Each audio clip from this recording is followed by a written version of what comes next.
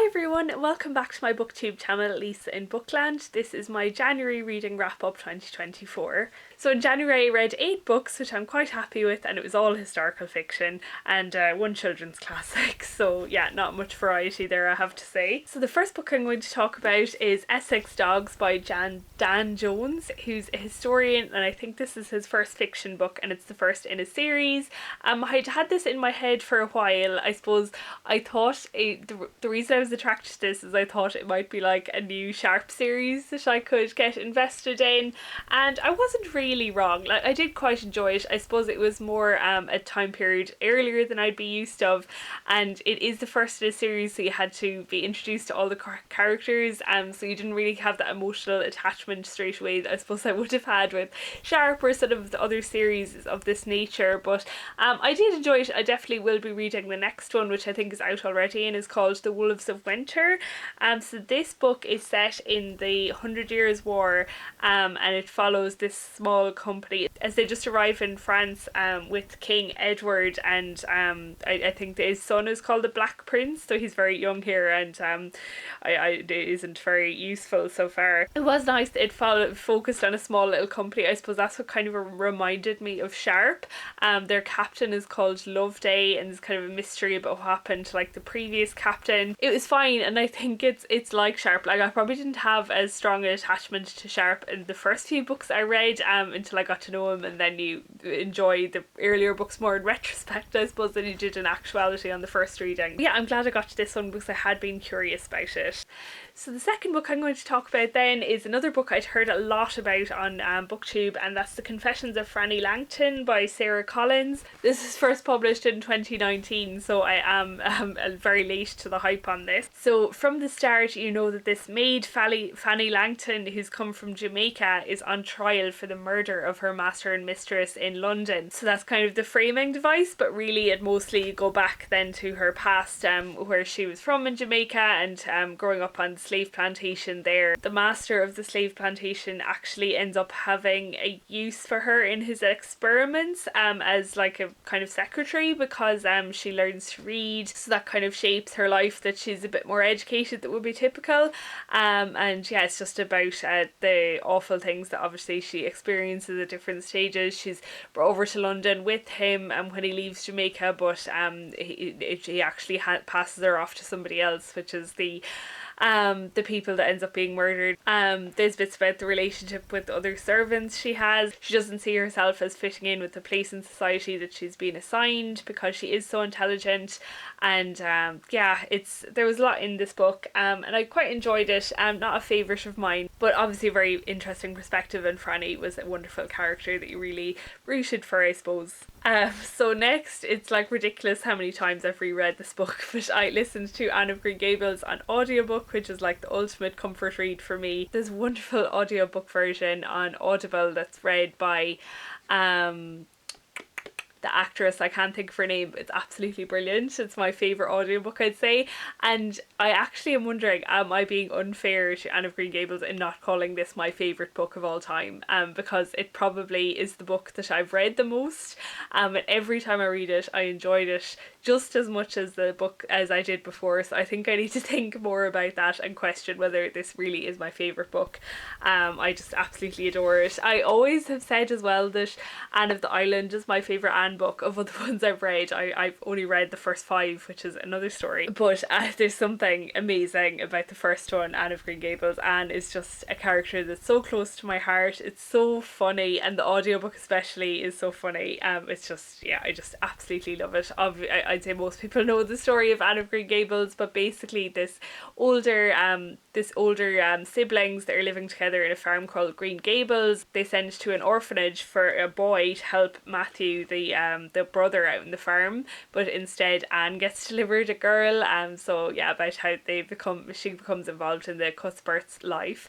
I did also watch the 1980s Anne of Green Gables film, which is also completely wonderful. If you've only seen Anne with an E, that is fine, but it's like rubbish compared to the actual original Kevin Sullivan adaptation, which is so faithful to thought behind the book. So yeah, I just always really enjoy Anne of Green Gables. So I have 2 books to discuss for my book club. One was the January pick and one was the December pick, which we actually didn't have the meeting for until the first week of January, which is why they're both in this wrap up. But our January book was the first classic that we've attempted, and that is The Picture of Dorian Gray by Oscar Wilde.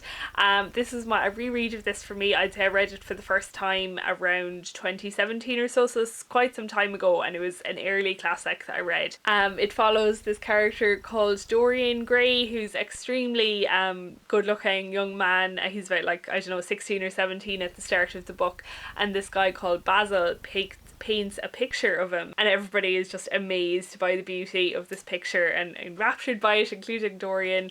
There's also this character called Henry, who's kind of he's a very, very funny character, but he's, I suppose, one of those wealthy layabouts, drawing Dorian into the wrong sectors of society. But yeah, it all goes on from there. Even before I read this the first time, I knew the main premise of the novel, but people in my book club, some of them had not. So yeah, I won't say any more here just in case you don't either. But it's a really good book. I'd highly, highly recommend it. There's one chapter that's really, really tedious, but apart from that, it's such a fast read. Funny, but gets so dark so quickly. And there's one chapter, if you've read the book, you'll know the chapter I mean, but it involves a midnight train to Paris, and that chapter I just thought was absolutely brilliant. Yeah, it was just great. So highly recommend The Picture of Dorian Gray if you haven't already read. One for the Irish Readathon maybe if you are looking for recommendations.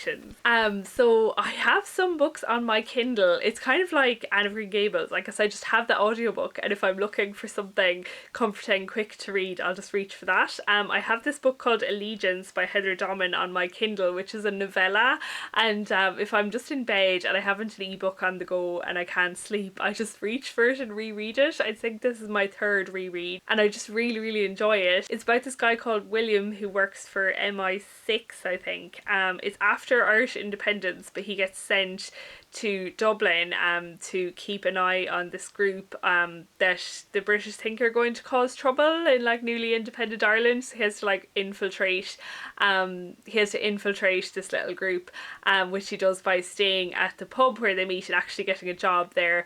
And it's about the relationship that he has with one of the people in the group called Adam. I just think it's such a great novella, just a little section of, like, 1920s Dublin society it captures, but also a great romance between William and Adam. So yeah, and it's free online as well. The authors made it available for free, which is really nice of her, and I always enjoy it whenever I read it. I suppose again I was looking for something nice and easy to listen to on audiobook, a new audiobook, and I was recommended just on the screen on Audible, Doctor of the High Fells by Elizabeth Gill. So I listened to a lot of audiobooks this month. I think it was the first, like, proper saga novel I've read, but I did quite enjoy it. So it's about this doctor in America. She I think it's like the early 1900s as well. For various reasons she has to move from America. She's a female doctor at that stage, which is quite unusual to start with, I suppose, but she had a lecturer who was Scottish, so she goes over to Scotland to and the lecturer gets her job there in a mining town. It reminded me really very much of All Creatures Great and Small. I suppose she's trying to integrate herself into this society where she's an outsider. Obviously she has more challenges than James has in All Creatures Great and Small because she's a woman doctor. She's staying in the surgery of this doctor that's already there that's very sick, so she has to help him out. So it's about how she kind of integrates into the household and the village. So it was a cozy book, but I did have to stretch my my bounds of disbelief a good few times. I don't think that I thought the most interesting thing would be her trying to convince the villagers that that she was perfectly capable of doing her job. I think she was accepted way too easily, and very, very few people questioned that she was qualified at all, even though she was not only a woman and not only an outsider to that village, she was actually from a different country in the early 1900s. But like, I mean, lovely, maybe they would have been that accepting, but I don't think so. But there was some other things, like, her relationship with the doctor that was already in situ was weird. Like, I mean, his illness was never really got into, even though she's a doctor. So yeah, but like other things, it was like a nice cozy read, as I said. And yeah, I think saga novels have their place for sure, for as comfort reads.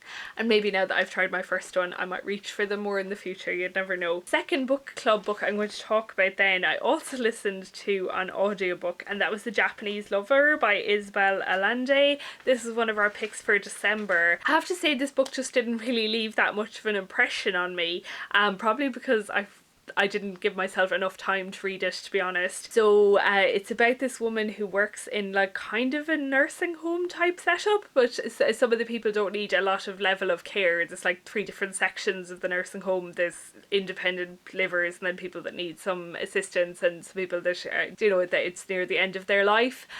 So this nurse, or this carer, is looking after this woman who goes off mysteriously sometimes, and it ends up going into her past as well. But it was interesting for the background of how Japanese people got on in America, like during the Second World War and immediately before it. So yeah, I have to say I can't remember that much more about it. There was a romance in it as well, but I completely wasn't convinced, really. I didn't have an attachment with them at all. I will say that there was a very kind of interesting depiction of an open marriage, or kind of a marriage of convenience in it. A very respectful and realistic portrayal, I think. So if that might be something you'd be interested in reading, maybe this book would be for you, but I wouldn't recommend it for any other reason personally. And the final book I'm going to talk about then is definitely the biggest, and it's a book that had been on my shelves for a long time, and I'm so delighted I got to it. And I listened to this mostly on audiobook as well, actually, and that was 11/22/63 by Stephen King. So I was gifted this for Christmas when it was first published, so I was quite young and not familiar with 2011, like not too young, but too young to attempt this book, I think, not having that much of a background in American history. So this book, anybody who doesn't know, and from the picture obviously, that is the date that President John F. Kennedy was assassinated. So this book starts off, this man Jake Epping is an English teacher, and he goes to his usual like restaurant, cafe type thing. Al's diner, that's the word I'm looking for. Al, who owns the diner, ends up showing him like this portal back to 1963. There are loads of rules about the portal, and it's very well thought out, I think, the time travel device.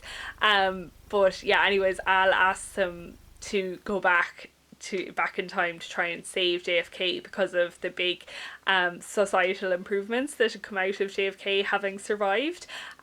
So yeah, I read the first bit. I read quite a good portion of this. I'd say I read the first 200 pages, and so your man goes back in time. It is a very slow moving book. Like, there's a whole, it takes ages for him to actually decide to go back in time. I don't know when that happens, but like, he has to think about it, and he has some life crises, and then he decides to go back. He's trying to write a book, so there's a lot about that, about his writing, and then he becomes an English teacher, and there's all the drama in the school. So it's very meandering, but I thought it was really, really good. Like, if you have the patience to get through, I thought the audiobook was excellent for this book, so I'd recommend that as well. But eventually he does end up like surveying Lee Harvey Oswald, who obviously is the guy that universally accepted as shooting JFK, but then it's all about his communist roots and things. So at that point I got really confused, because I just did not understand enough about the JFK assassination to be able to follow it. So at that point I stopped reading and switched to a podcast, and I listened to the Rest is History podcasts about JFK assassination. I was like, right, okay, now I'm ready. So I have to say, I would highly recommend doing that if you are going to tackle this book. Like, I didn't even understand what this thing about a book depository was. It's like, it sounded familiar, but I didn't understand what the Texas Book Depository was and why he kept talking about it. So that was really obvious that I did need a podcast background for that. But yeah, although it's such a long book, this version is 734 pages without the afterword. I really think it kept the pace up so well, and obviously the last bit I couldn't put it down when it came to the actual assassination scenes. It was really excellent. The ending, I was a bit like, I don't know, it's very hard to know how to end a book like this, but it was fine. But I don't know, I couldn't propose a better ending for it, I suppose. One thing that was really fun about this, the only other Stephen King I've read is The Shining, but I obviously kind of absorbed sort of that cultural phenomena that was happening around it when the film came out, so I recognised, say, things like the town called Derry, and I'd been curious enough about it, knowing that I would not possibly be able to go and see a film that scary in the cinema, that I googled a synopsis, and characters from it appear in this in a really interesting way, and other elements from the book and presumably film. I won't spoil them here because it's if you read it you'd get even more enjoyment out of spotting them appear in the book, so I thought that was really fun, and I assume that there are probably loads of more references to other Stephen King books that I didn't spot, so yeah, I just thought that was really clever and fun, and little Easter eggs that you could spot. But yes, so that was my reading for the month of January. Let me know what you read in January and if you read any of these, and what's the next Stephen King I should go to. I probably won't do it in the immediate, but I know he has quite a backlog. I now think I've read 2 quite different books, like in terms of 11/22/63 and The Shining. So yeah, maybe I should try it. I don't know. Maybe someday I'll be brave enough. So yes, thanks so much for listening, thanks for watching, and I'll see you next Thursday in my next video.